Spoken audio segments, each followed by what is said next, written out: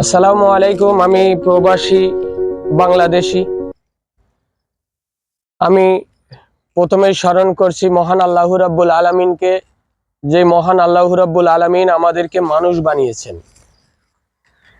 18,000 মাখলুকাতের মধ্যে আমাদেরকে শ্রেষ্ঠ জীব বানিয়েছেন। কেন বানিয়েছেন?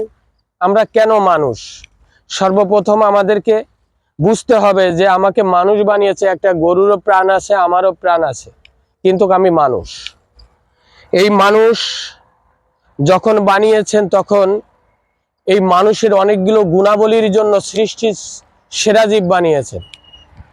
এই জন্য আমি আমার সেই জন্মভূমি বাংলাদেশকে আমি স্মরণ করি, কারণ আমি একজন প্রবাসী। এই প্রবাস জীবনটা কেমন একমাত্র প্রবাসীরাই জানেন। সারাদিন পরিশ্রমের পর, অক্লান্ত পরিশ্রমের পর আমরা বাসায় আসি। এসে আমরা মোবাইলটা সর্বপ্রথমে হাতে নিয়ে এবং ইন্টারনেটে আমরা দেখি সেই পবিত্র মাতৃভূমি বাংলাদেশ কেমন আছে। আমরা সেগুলোই দেখি যে আমার বাংলাদেশের কি অবস্থা।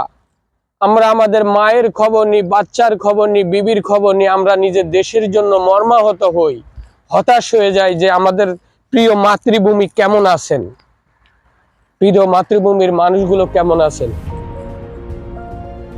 আমি যখনই বলতে যাই তখনই আমার চোখ দিয়ে পানি এসে যায় সেই আবু সাইদ ভাইয়ের কথা, যে কোটা সংস্কার আন্দোলনের জন্য সে জীবন দিয়েছে। মুগ্ধ ভাইয়ের কথা আমার চোখের সামনে পানি এসে যায় মুগ্ধ ভাইয়ের কথা শুনলে। সেই মুগ্ধ ভাইয়ের ইতিহাসগুলো আমাদের সামনে ভাসে। ঢাকার রাজপথে কত মানুষকে বলছে যে পানি লাগবে, পানি। সে কিসের পানি? সে তো কোটা সংস্কার আন্দোলনের জন্য জীবন দিয়েছে। আর সেই মুগ্ধ ভাইয়ের কথা, খালি মুগ্ধ ভাই নয়, এরকম হাজারো মুগ্ধ ভাই আমাদের সামনে জীবন দিয়েছেন। কিন্তু আমরা মানুষ, আমরা নামে মানুষ, কিন্তু আমরা তার জন্য কি করেছি, কি পেয়েছি? তাই আমাদের সেই পবিত্র মাতৃভূমিকে রক্ষা করার জন্য আমাদের কিছু সংস্কার করার দরকার। খালি কোটা সংস্কার নয়। কোটা সংস্কার করে কি হবে? এই কোটার সঙ্গে রাষ্ট্র সংস্কার করতে হবে, আইন ব্যবস্থাকে সংস্কার করতে হবে, এবং আমাদের অধিকার, যে আমরা একজন মানুষ, মানুষের একটা অধিকার, তাকে সংস্কার করতে হবে। জবাবদিহিতা সমাজ করতে হবে, দুর্নীতি মুক্ত সমাজ গড়ে তুলতে হবে, দুদক ব্যবস্থার স্বাধীনতা দিতে হবে, আইনের স্বচ্ছতা থাকতে হবে। একেই তো বলে সংস্কার। তাই আমি প্রবাসী হয়ে আমি আমার মাতৃভূমির জন্য আমি একটা বার্তা নিয়ে এসেছি যে আমাদের আমাদের এই মাতৃভূমিকে পবিত্র রাখতে হবে। এই মাতৃভূমির মানুষের নিরাপত্তা আমাদের রাখতে হবে। এখানে হিন্দু, বৌদ্ধ, খ্রিস্টান, মুসলিম, যত ধর্মের লোক আছে, ধর্ম বর্ণ নির্বিশেষে আমাদের এই মাতৃভূমিকে সুন্দর করে গড়ে তুলতে হবে। এই তো হচ্ছে আমাদের স্বাধীনতা। আমরা 1971 সালে আমরা দেশকে স্বাধীন করেছিলাম, কিন্তু স্বাধীনতা অর্জনের চাইতে স্বাধীনতা রক্ষা করাই কঠিন। আমার প্রিয় নবী হযরত মুহাম্মদ সাল্লাল্লাহু আলাইহি সাল্লাম মক্কা থেকে যখন মদিনায় হিজরত করে, তিনি বারবার মক্কার দিকে তাকিয়ে বলেছেন, হে আমার জন্মভূমি, আমি তোমাকে ভালোবাসি। আমরা এই মাতৃভূমির টানে আজ এই ভিডিও বানাতে আমি বাধ্য হয়েছি যে আমাদের দেশে এখন অনেক সংকটের ভিতর কাটছে। তাই আমাদের এই সংকটটাকে নিরসন করার জন্য খালি আমাদের সেই শ্রদ্ধেয় ডক্টর ইউনূস 7 সালে নোবেল পুরস্কার বিজয়ী, উনি খালি সংস্কার করবেন না, ওনার সঙ্গে সবাই সংস্কার করতে হবে। একসঙ্গে যত বাহিনী আছে, বাংলার যত জনগণ আছে, সবাই মিলে একসঙ্গে আমাদের এই দেশটাকে সুন্দর করে গড়ে তুলতে হবে। তখনই আমরা একটা সুন্দর স্বাধীন বাংলাদেশ পাবো। বিল্লাল, এদিকে আসো। তুমি দেশ সম্পর্কে এখন এই সংকটময় টাইম, এই সম্পর্কে তুমি কিছু কথা বলো আমার দেশের মাতৃভূমির জন্য। আসসালামু আলাইকুম।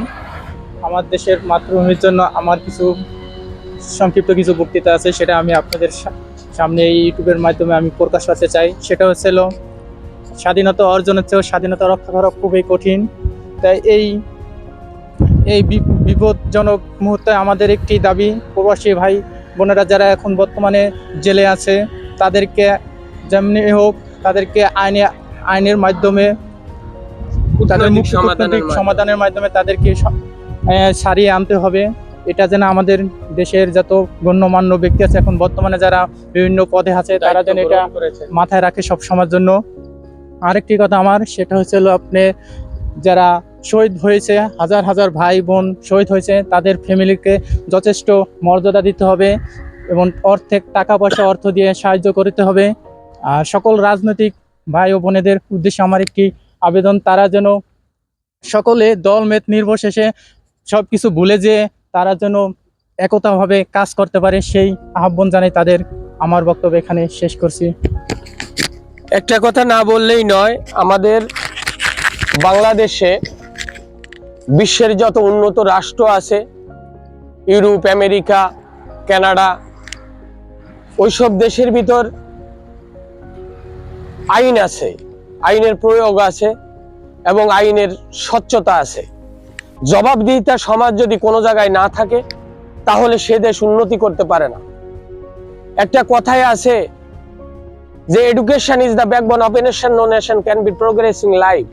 শিক্ষাই জাতির মেরুদণ্ড, শিক্ষা ছাড়া কোনো জাতি মাথা উঁচু করে বিশ্বের বুকে দাঁড়াতে পারে না। তাই আমাদের শিক্ষাঙ্গনের ভিতরে কোনো রকমের কোনো রাজনৈতিক প্রভাব কোনো শিক্ষাঙ্গনের ভিতরে রাখবেন না। আপনাদের কাছে আকুল আবেদন, আমি প্রবাসে আমরা হাড়পাটা পরিশ্রম করি, হাড়পাটা পরিশ্রম করে দেখে দেশের এভিডেন্স পাঠাই দেশের অবকাঠামো শক্তর জন্য।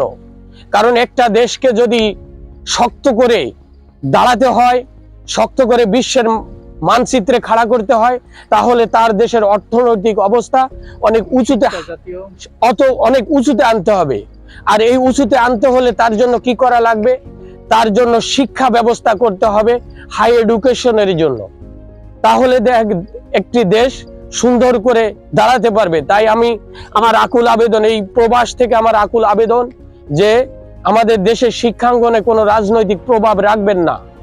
এবং আমাদের দেশে যদি এভাবে হয় আলোচনার মাধ্যমে, তাহলে আমাদের দেশে 2 মাসের বেশি কোনো গভর্নমেন্ট প্রধানমন্ত্রী হতে পারবে না। এই টাইপের একটা আমাদের থেকে বার্তা, যে যখনই একটা সরকার, যখনই একটা গভর্নমেন্ট, যখনই চিরস্থায়ীভাবে দাঁড়ানোর চেষ্টা করে, তখন সে বিভিন্ন দুর্নীতিতে জড়িয়ে পড়ে এবং বিভিন্ন জায়গায় দুর্নীতিতে ছড়িয়ে যায়। তখন জনগণের মতামত থাকে না। এই জন্য আমি আমার এই ভিডিওটা অনেক বড় হইতে পারে, আপনারা কেউ মনে কষ্ট পাবেন না এবং সুন্দর করে আমার এই ভিডিওটা দেখার চেষ্টা করবেন। আমি প্রবাসী, যাতে প্রবাস থেকে আমরা টাকা পাঠাই, এই টাকাগুলো সুন্দরভাবে যে জায়গায় খরচ করার দরকার, সুন্দর করে সে জায়গায় দেশের অবকাঠামো, দেশের উন্নয়নের জন্য এই কাজগুলো যাতে করা হয়। খালি একজন টাকা পাঠালো, ওই টাকা আমি পুঁজিবাদী করলাম, এই পুঁজিবাদী সমাজ যাতে না থাকে। পুঁজিবাদী সমাজ যেই দেশে থাকে ওই দেশে কোনো উন্নয়ন হয় না, জনগণের অধিকার হয় না এবং জনগণের অধিকার খরণ হয়। এই জন্য বলেছে যে, একটা কথাই আছে, আমি অনেক আগে পড়ছিলাম, যে নারীদের মর্যাদা দিতে হবে, নারীদের মর্যাদা থাকতে হবে। নারী আমাদের দেশের মায়ের জাত, আমার দেশের না, খালি অল বিশ্বের নারী হচ্ছে মায়ের জাত। এই জন্য বলেছে, ওগো নারী শ্রেষ্ঠ তুমি অবনীত, গোলাপে ঘটিতে যেন ভিতর বাহির, মাঝে মাঝে সবই নয় তাই তো মনে হয়, তুমি তো গোলাপ ছাড়া অন্য কিছু নয়। তাই এই গোলাপকে যদি ধরে রাখতে হয়, আমাদের মা বোনের ইজ্জতকে যদি ধরে রাখতে হয়, তাহলে আমাদের দেশের আইন কাঠামো সচ্ছলভাবে কাজ করতে হবে। তাই খালি শুধুমাত্র যেই 14-15 সদস্যর যেই মন্ত্রী পরিষদ, যেই কেয়ারটেকার গভর্নমেন্ট বানিয়েছে, এদের খালি দায়িত্ব নয়, এই 18 কোটি মানুষের দায়িত্ব যে এই দেশকারে সুন্দর করে গড়ে তোলা। আপনি একটা জিনিস মনে রাখবেন, সবাই জায়গা থেকে যদি নিজের জায়গা থেকে যদি দায়িত্ব পালন করে, স্বচ্ছতাভাবে করে, তাহলে ওই দেশ উন্নত হইতে আর বেশি দেরি লাগে না। তাই আমি আমার যেই বক্তব্যগুলো আমি আবারও বলছি যে আমাদের প্রবাস বিভিন্ন দেশে অনেক লোক জেলখানায় আছে, এদেরকে বিভিন্ন আমাদের রাষ্ট্রীয় কায়দায় আমার দেশের কূটনৈতিকভাবে সুন্দরভাবে সমাধানের ভিতর দিয়ে তাদেরকে ছাড়িয়ে নেওয়া হোক এবং দেশের অর্থনৈতিক চাকা আরো বৃদ্ধি করা হোক। আমি সকলের উদ্দেশ্যে আমি আমার প্রবাসী ভাইদের যেই মনের আক্ষেপ, আমি এই আক্ষেপের উপর দিয়ে আমি কথা বলছি। হয়তোবা কারো ভালো লাগতেও পারে, নাও লাগতে পারে, কেউ আমাকে কোনো খারাপ দৃষ্টিতে দেখবেন না। আসলে আমরা যখন আসি আমাদের অনেক আবেগক্ষণ হয়, আমরা যখন খবর শুনি আমাদের ভিতর থেকে অনেক আবেগের প্রকাশ হয় যেগুলো আমরা বলতে পারি না। এই জন্য এই কথাগুলো বলছি। অনেক খারাপ লাগছে যে আমার প্রিয় মাতৃভূমি কেমন আছে, আমার প্রিয় মাতৃভূমি শান্তিতে নেই। আমার কাছে অনেক কষ্ট লেগেছে, আমি অনেক সময় শুয়ে পড়ে আমি এইগুলো দেখি। এই জন্য আমার এই ভিডিওটা পোস্ট করা। আপনারা অবশ্যই আমার ভিডিওটা দেখবেন এবং এই কথাগুলো যাতে আমাদের রাষ্ট্রীয় কায়দায় আমাদের কথাগুলো শুনে, আমাদের মনের আক্ষেপ শুনে, আমি এই বলে আমি প্রবাসীদের পক্ষ থেকে আমি এখানেই আমার ভিডিওটা শেষ করছি।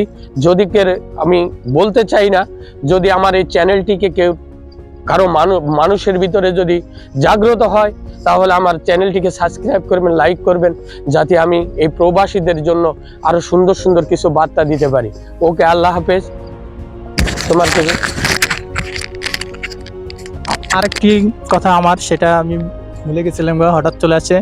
যেই সব ভাইয়েরা, যেই সব পুলিশ সদস্যরা আমার ভাইয়ের বোনেদের উপর গুলি করছে, তাদেরকে অবিলম্বেই তাদেরকে চাকরি থেকে বাদ দিতে হবে এবং আইনের আওতায় এনে তাদেরকে মুক্ত সাজা দিতে হবে। এ বলে আমার কথা এখানে শেষ করছি। ওকে, আল্লাহ হাফেজ। আসসালামু আলাইকুম রহমতুল্লাহ।